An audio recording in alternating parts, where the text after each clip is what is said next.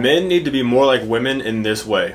When a woman's in a relationship, a monogamous relationship, she's spinning plates, guys. She has other options lined up that she could go to right away. Men seem to cut off all their options and focus only on her. She is the only girl in the world. This kind of guy that does this ends up getting blown out so hard, the shockwave is felt around the world. So take a play from a woman's playbook and keep your options open, even if you're so set on having a monogamous relationship. I don't recommend being in a completely monogamous relationship, getting married until you're at least 30, 35. As a young man, you should be focusing on career, focusing on business, focusing on self-improvement, while also talking to women, but not committing to one woman monogamously. That's just my opinion, guys. Make sure you follow for more. Men don't need women. Women need men. Men could survive without women. If all the women disappeared tomorrow, men would be fine outside of reproduction. Women need men. If tomorrow they made artificial wombs, what would they need a woman for? Who's a better companion, men or women? So men built the world. All the hard jobs are done by men. If men disappeared tomorrow, society would collapse. Men built the world that we complain about. Yeah, arguably, one of the driving forces for men doing what they do is women. I think men Companionship. built this world for women. What I'm saying is men could survive without women. Because men can be alone, women can't. Women are social beings. We need attention, and men don't. You don't see women going out to the woods and just roughing it. That's a man thing. Who's camping and fishing? It's not us. Since women are pushing so hard for men to be more sensitive and caring, it's time we men demand women be more logical and level-headed. Let's call feminism what it really is, a female advocacy movement. Why the charade of labeling it an equality movement? It's all about framing. By claiming feminism is about equality, any male advocacy is immediately seen as advocating inequality. It's a clever trick to suppress any real dialogue about men's issues. Feminism today is like the end of the Hunger Games, where the districts wanted to throw the capital into another Hunger Games for revenge. Feminism punishes men for the so-called sins of their forefathers, who are long dead and buried. Watch any feminist speech, and you'll see the absurdity. One moment they're whining about being sexualized, the next they're moaning about no longer being seen as attractive. Make up your mind. Feminists want you to look, but not in that way.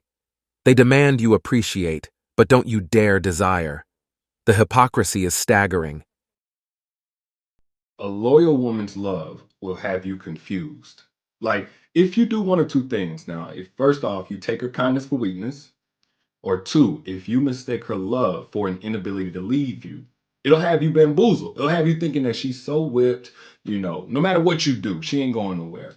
She ain't going nowhere. You're the only man that even exists in her world. And if she feels like her cup is starting to run empty because you're not pouring effectively, she would take her love and she will redirect it strictly towards herself, for herself. And now that same love that had you feeling like you was the only man in the world will have you feeling like you don't even exist in hers, because you don't.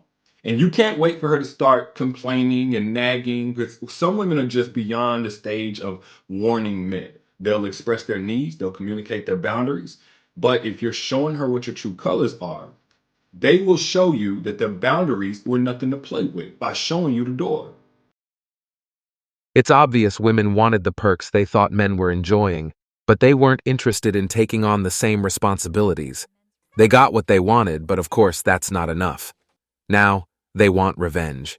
They want today's men to pay for any benefits men in the past supposedly had, even though those perks never benefited the men of today. Do we need men? No. Do we need men? Honestly, no. Do we need men? No. Why? Because they suck. I'd give anything to watch those women spend a single day as a plumber. Go be a plumber. Operate as a plumber for 9 hours. See if you can last. See if you can cut it for a single day in a manual labor job that virtually only men do. And then you'll see exactly how necessary and essential men are to society. I don't understand where the "we don't need men" argument is even an argument. But the saddest part about it is that it's women's reaction in an age where men have expressed that they feel like the only value that they bring into a relationship or to the world is what they can provide. They talk about how they feel like they are not born with innate value like women are. So the reaction is to tell them, no, actually, that's not so valuable because we can actually do all that stuff ourselves. It's so messed up. Examples of this can be found in employment, family courts, society in general, and personal relationships. Equality? Not even close. Feminism has achieved its goals. Laws and opportunities are now equal. It's done. But you can't force people to make the choices you want for them. This ongoing crusade is pointless.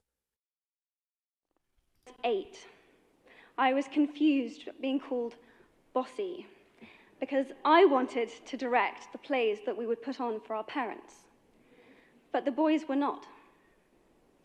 When at 14, I started to be sexualized by certain elements of the media.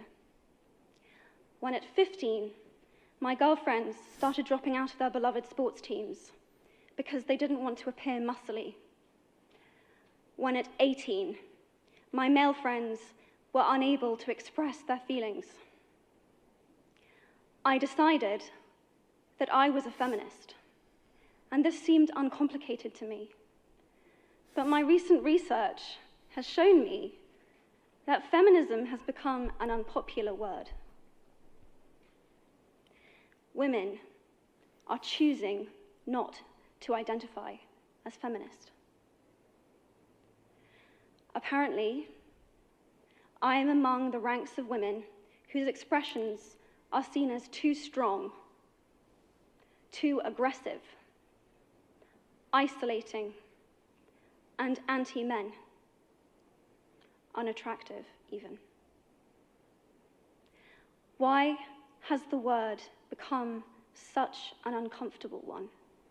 It's become uncomfortable because women have made it uncomfortable. The movement is uncomfortable for men. And women don't like the pushback that men are giving. So now it's like, why don't you like me? Why do you see me as bossy? It's because you're misogynistic.